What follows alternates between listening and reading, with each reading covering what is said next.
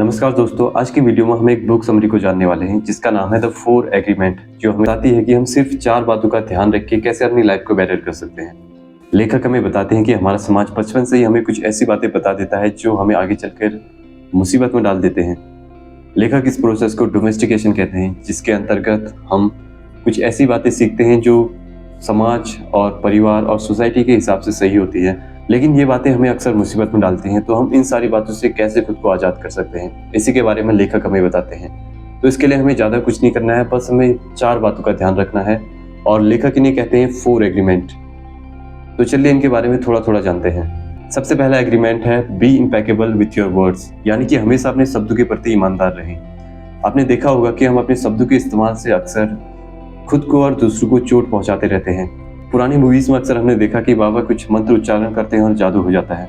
Obviously ये बातें सच नहीं है, लेकिन हमारे जो शब्द होते हैं वो बिल्कुल जादू की तरह ही काम करते हैं। हम हर वक्त जादू कर रहे हैं। जब भी हम बात करते हैं तब हम खुद को और दूसरों को जादू से प्रभावित करते हैं। आपने देखा होगा कि जब भी कोई हमें कुछ नेगेटिव बात बोल देता है तो वो बात हमारे दिल में घर कर जाती है और हम उस बात से निकल नहीं पाते। और ऐसा ही दूसरों के साथ भी होता है जब आप उनसे नेगेटिव बातें करते हैं। इसलिए मैंने कहा कि आपके शब्द जादू की तरह हैं और आप हर वक्त जादू कर रहे हैं। इसलिए जब भी आप बात करें तो कोशिश कीजिए कि आप अपने शब्दों के प्रति ईमानदार रहें। आप ऐसे शब्दों का ही इस्तेमाल करें जिससे आपको और दूसरों को कोई नुकसान ना पहुंचे, और हमेशा सच बातें बोलें। और आप कभी भी अपने शब्दों से दूसरों को चोट ना पहुंचाएं। आपने देखा होगा कि हम गुस्से में अक्सर दूसरों से कुछ ऐसी बातें बोल देते हैं जिससे उनको बुरा लगता है। हालांकि हम उसके बाद उससे सॉरी बोल देते हैं, लेकिन जो बात हमने पहले बोली वो बात उनके दिल में घर कर जाती है और इसका काफ़ी निगेटिव इम्पैक्ट उन पे पड़ता है।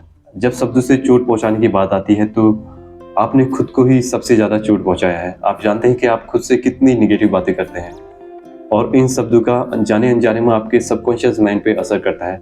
जब भी आप खुद से कहते हैं कि आप ये नहीं कर सकते, मैं तो इसके काबिल नहीं हूँ, मैं तो बिल्कुल नासमझ हूँ, तो ये सारी बातें आपके सबकॉन्शियस माइंड पे असर कर जाती हैं और आपकी लाइफ बिल्कुल उसी तरह से हो जाती है। तो आज से आप जान चुके हैं कि आपके शब्द जादू की तरह काम करते हैं।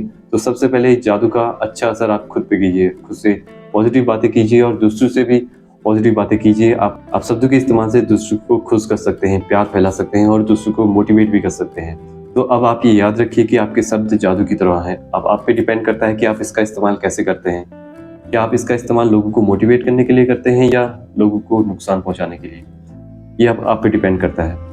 अब हम चलते हैं अपने दूसरे एग्रीमेंट की तरफ, जो हमें बताता है कि डोंट टेक एनीथिंग पर्सनली, यानी कि किसी भी चीज़ को पर्सनली ना ले।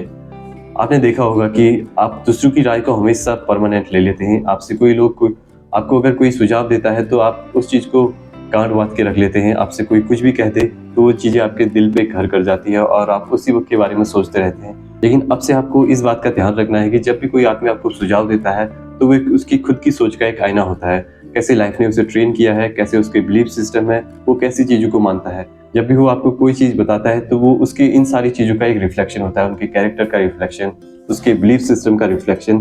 तो ये आपकी खुद की सोच का आईना नहीं है, बल्कि उसके खुद की सोच का एक आईना है। तो इसको एक्सेप्ट करने से पहले खुद से ये पूछे, क्या सच में मैं ऐसा हूँ? किसी की बुराई, आलोचना से खुद को आप कमजोर ना करें, क्योंकि जैसा मैंने बताया ये उनकी खुद की सोच का एक आईना है और इस बात को आप हमेशा याद रखें। आपको इमोशनली काफ़ी स्ट्रांग बनना है। आपको तारीफ और आलोचना को सेम तरीके से लेना है, क्योंकि अगर आप किसी की तारीफ से खुश हो जाते हैं तो आप खुद को तैयार करते हैं कि वही आदमी अगर आपकी बुराई करेगा तो आप दुखी हो जाएंगे।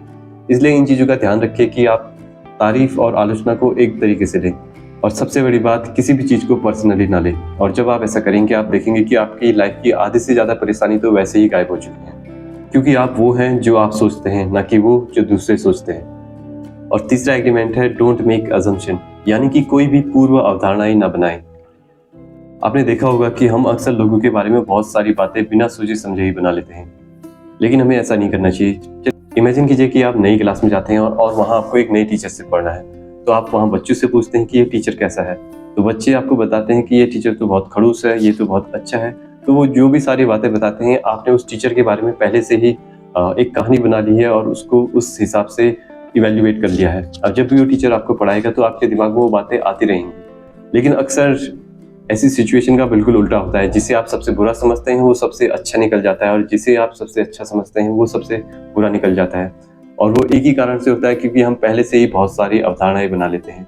तो अब से आप कोई अनुमान मत लगाइए, बल्कि जो भी आपको डाउट हो उसके बारे में पूछिए। हमारे ज़्यादातर रिश्ते सिर्फ इसलिए ख़राब होते हैं क्योंकि बीच में एक बहुत बड़ा कम्युनिकेशन गैप होता है। हम जानना नहीं चाहते बल्कि हम उसके बदले अनुमान लगाना ज़्यादा बेटर समझते हैं। तो अगली बार बिना किसी जानकारी के कोई भी निष्कर्ष ना निकालें। आपको कोई डाउट होता है तो आप उसके बारे में बात कर सकते हैं, सवाल पूछ सकते हैं। अजम्पशन लगाने से अच्छा है कि आप कम्युनिकेट करें। इसलिए आप अनुमान मत लगाइए बल्कि बात कीजिए और अपने रिश्तों को बचाइए। और चौथा और आखिरी एग्रीमेंट है ऑलवेज डू योर बेस्ट, यानी कि हमेशा अपना सर्वश्रेष्ठ दें। आप लाइफ में चाहे किसी भी स्टेज में हो, चाहे कोई भी काम करते हो, अगर आप हर दिन हर वक्त अपना 100% देंगे तो ये आपको हमेशा आगे चल के काफ़ी ज़्यादा बेनिफिट देगा।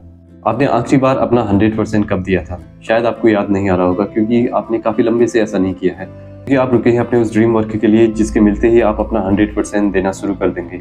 लेकिन अक्सर ऐसा होता नहीं है।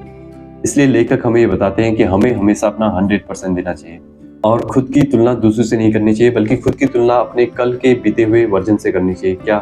आज आपने कल की तुलना में बेहतर किया? आप इससे कंपेयर किए, ना कि किसी ऐसे आदमी से जो पहले ही सक्सेस हो चुका है।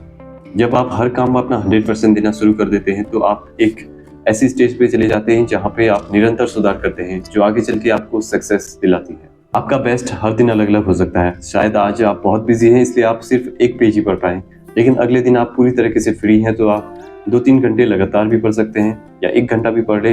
मतलब कि आपको जो भी करना है अपना 100% देना है। ये एक ऐसी स्किल है जो आपको 100% सक्सेस दिला के रहेगी। तो आज की वीडियो में हमने 4 एग्रीमेंट के बारे में जाना। सबसे पहला एग्रीमेंट था be impeccable with your words, यानी कि अपने शब्दों के प्रति ईमानदार रहें। हमारे शब्द जादू की तरह हैं और हम हर वक्त जादू कर रहे हैं, तो अभी आप पे डिपेंड करता है कि आप इस जादू का इस्तेमाल कैसे करते हैं। और दूसरा एग्रीमेंट है डोंट टेक एनीथिंग पर्सनली, यानी कि किसी भी चीज़ को आप पर्सनली ना लें। दूसरी की राय अक्सर उनके खुद के सोच का एक आईना होता है, तो आप उसे पर्सनली ना लें।